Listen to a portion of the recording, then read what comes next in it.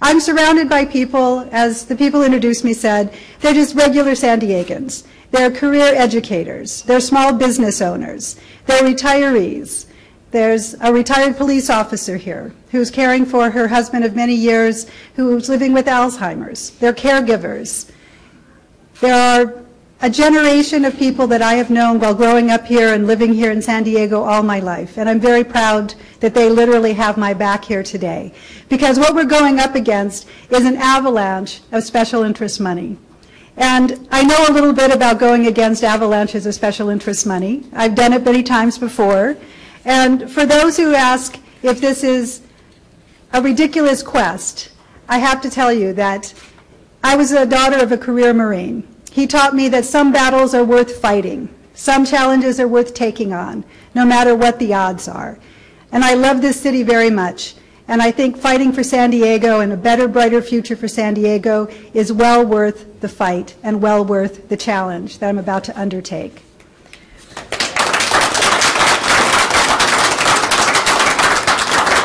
Now, before I go into more details about why I'm running and some of the concerns I have about our current electoral process, I have prepared a pledge for myself. When I was serving in the state legislature and we'd have our weekly caucus meetings, our caucus chair, our speaker would always say, never sign a pledge. It puts you in a box. Well, this is a pledge that if elected mayor, I will stay the full 4 years and serve the full term in the city of San Diego. I will happily sign that. It would be an honor to serve people and to serve for the full term.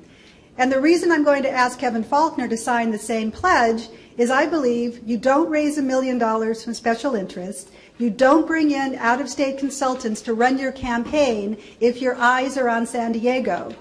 I keep my eyes on the prize, which is my city, my hometown. Mr. Faulkner's eyes, I believe, are on another prize. He's becoming the Dean Spanos of San Diego government.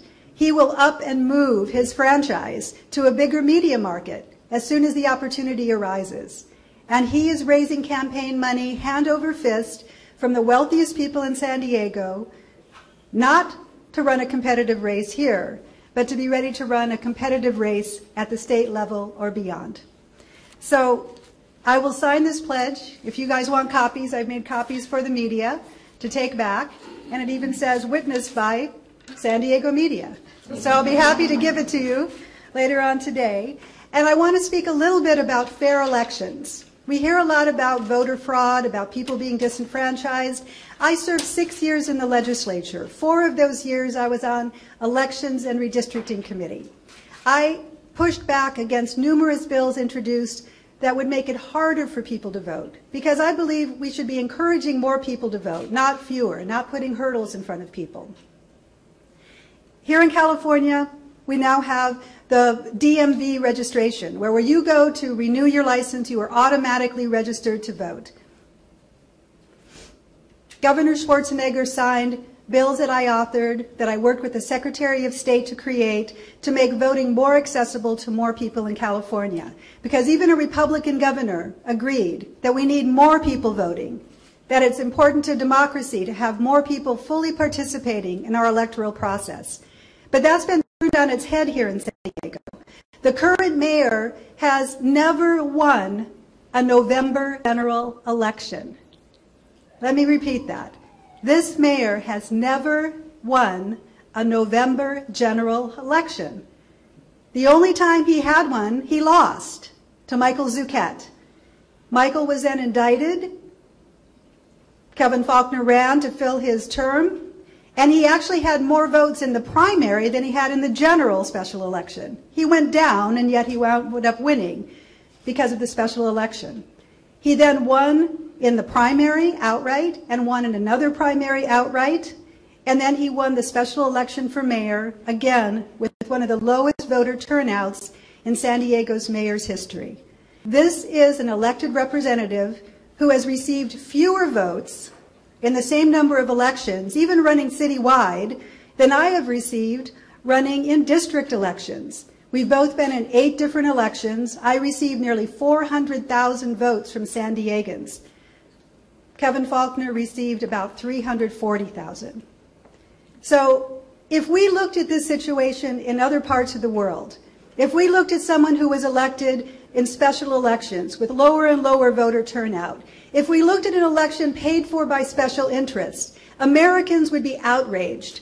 We would say, that is corruption.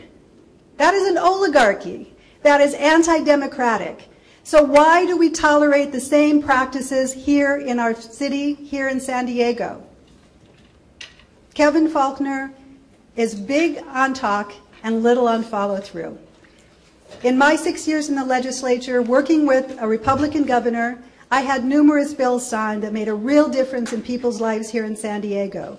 I kept preschools open for military families that otherwise would have closed due to low attendance.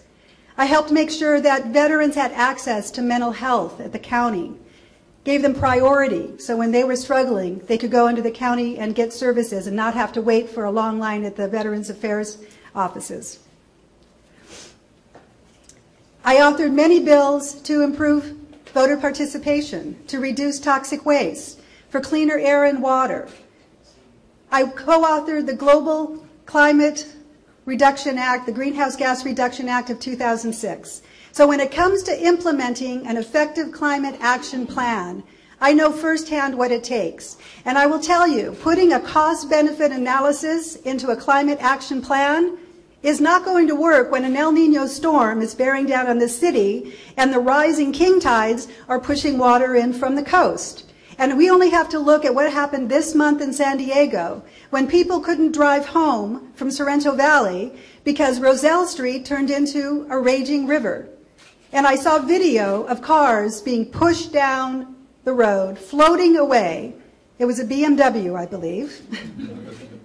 And I called it the great spawning of cars in San Diego, because our infrastructure is not up to the challenges of the current climate change problems. And if this mayor thinks that a cost-benefit analysis comes before people's lives and people's safety and people's well-being, he is wrong.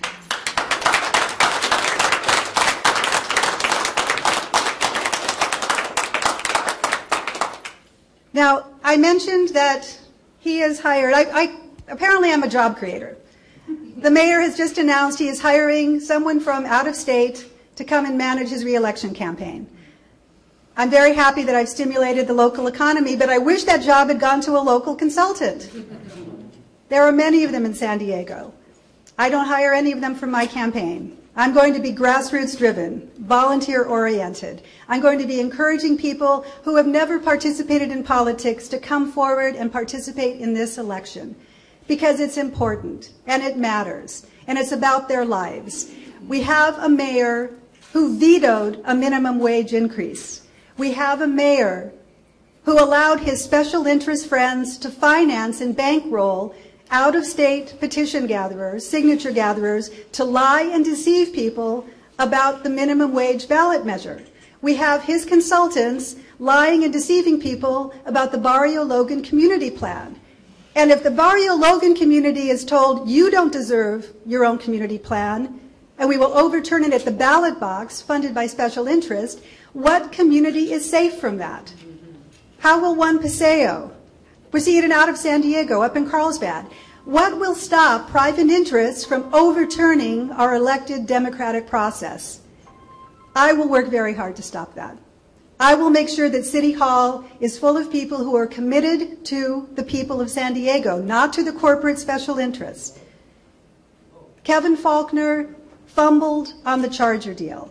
And I'm not surprised, because one of the things you learn by going through a tough campaign and a tough general election is how to be battle-hardened.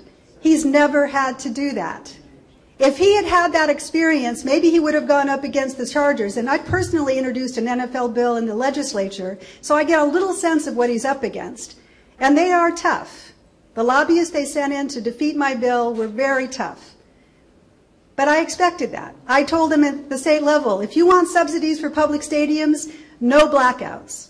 The people paying for your subsidies deserve to see every home game and not have to pay a ticket guarantee. They killed that bill in committee. And one of the legislators that kept that bill in committee is now up in Los Angeles trying to get a new stadium paid for with subsidies. So I know how that game is played very well.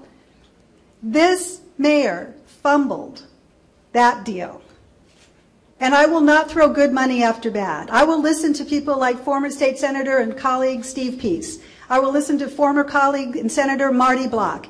They want to turn that stadium, which is the People's Stadium, paid for with public money back in the 60s, into a public resource. And I say turn it into the greenest, most climate-friendly major stadium in the country, if not the world. Put a green roof on it. Put solar panels all over that parking lot. Have it be a hub for San Diego State and other educational activities. Get community college technical vocational classes there. Turn it into a model for how we maintain our old structures, because the most energy efficient building is the one that's already standing, that's retrofitted and converted to be a building for the 21st century. That's where we should be spending our money.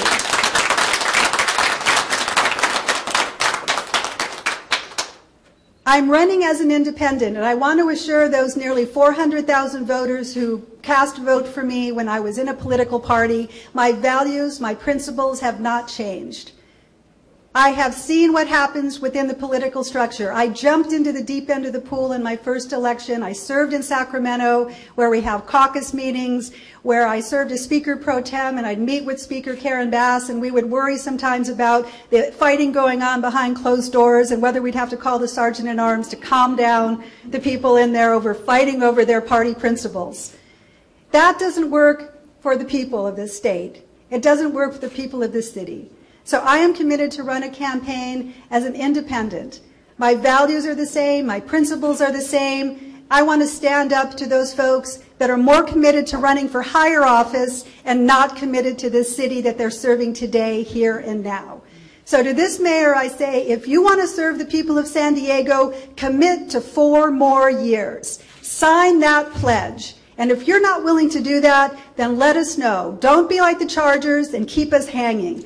Just tell us, you're out of here to a bigger media market. You have your eyes on a different prize. Let somebody who's a born and raised San Diegan, who believes in this city. I'm just a homegrown girl from a military family who wants to do right by my city. Give me the chance, Mr. Mayor. Get out of the way. Go to your next race with your $1 million. Let San Diego have a leader who cares about San Diegans. Thank you very much.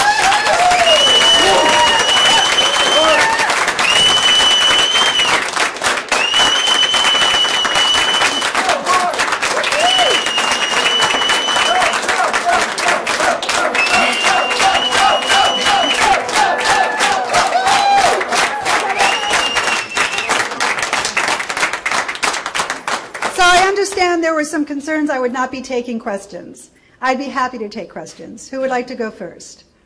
Lori, do you feel like time is against you? June primaries are just around the corner. I think time and tide waits for no one. And there's an advantage of starting at this point. Look at the fascination. Look at the curiosity. Most voters don't really pay attention to elections until it's very close to Election Day. So I want to get out there and get people as excited as possible about June 7th, because it's false to call that a primary. It's misleading and deceptive. He could win it outright on June 7th. And if he does, that's my last year of my last week of teaching, and I'm fine. I'll go on summer vacation. But I think San Diegans deserve better. They deserve to have a mayor challenged all the way to November. Well, you mentioned that Mayor Faulkner fumbled with the Chargers. What would you do differently, and what kind of deal would you work out if you were mayor? I would look for a team that wants to negotiate fairly. I would tell the Oakland Raiders, I don't think you're a good fit for this city. I would look for a team that wants to invest in this community for the long term. And frankly, the only team that really has done that is an antiquated version that's no longer available, the Green Bay Packers. If they want to play in the People's Stadium, then they need to commit to play with the people's terms. And that's the kind of football team I'd be looking for. Can you tell us how much money you've raised? No, because I haven't started raising money yet. I have not yet begun to raise. Any other questions? Can you talk about minimum wage? I support it. The increase. What do you tell the mom and pop, shops and restaurants who constantly tell us that, listen, minimum wage just went up in the state. Right. And if it goes up in San Diego, it's going to put them out of business. Well, I tell them as somebody, and I'm supported here by small business owners and people with employees, and I'm actually a partner in a local business. And in hospitality and service industry, and they treat their employees very well and pay them very well. And they realize that when you provide a good product and a good service and you have good employees, that you offset those additional costs. Not only that, your neighbors have more disposable income to come in and take care of, or to come in and support your business. We've seen an increase in sales tax revenues in San Diego that the City Council was just debating about how to spend. That is money spent mostly by lower income people as a higher percentage of their actual income. They have it now to be disposable income. So when people have higher wages, when we close that wage gap, we will have more business and more people supporting local businesses. It may be tough initially, but I tell them other cities have gone through this, wait it out, it will get better, and you will thrive when people have more money in their pocket to spend in your business. Anyone else? I have a question. Yes. The local Democratic clubs, I think, are all scrambling to figure out what to do with you. It's not the first time. Will you reach out and try to speak to them and meet with them? I've been invited to go and speak to several different groups already. I've been encouraged to reach out and speak to community groups, nonpartisan groups. I, as an independent, have much more freedom to speak to anyone, and I'm very happy to do so. I think what I'm talking about, more voters participating in more elections, is a very small d democratic and important process in this country, and especially in this city where we've suffered from low voter turnout and special elections time after time. I didn't mention one thing. We're a city world known for craft beer. I believe we can also have craft energy. And that's why I support the community choice idea, where we can put solar panels up and give San Diegans a chance to develop more local energy, because the company, Sempra, the parent company of SDG&E, they are now polluting the environment, releasing tons, millions of tons of gas, methane gas, greenhouse gases into the environment just 100 miles north of here. And I'm waiting for a mayor in Southern California to demand reparations and say this business doesn't need to pay a fine. They need to offset all those greenhouse gases that they're emitting. They need to start investing in communities to reduce the generation of other greenhouse gases, to convert vehicles to electricity, to have more charging stations, because as long as every day, day after day now for months, they're putting greenhouse gases into the environment at massive rates, they need to do offsets. That was the basic premise of the Climate Action Plan of 2006. Any other questions? What would you do to close San Diego's infrastructure deficit? I think Mark Kiersey's bond is a good step in that direction. I've been reading the independent budget analyst report on it, and the question is really how much do we spend as revenue increases, how much goes to the bond or goes to these measures. I appreciate the thoroughness of the analyst's report. I'm still digesting a lot of the city documents. It's been a while since I've gone through those levels of reports.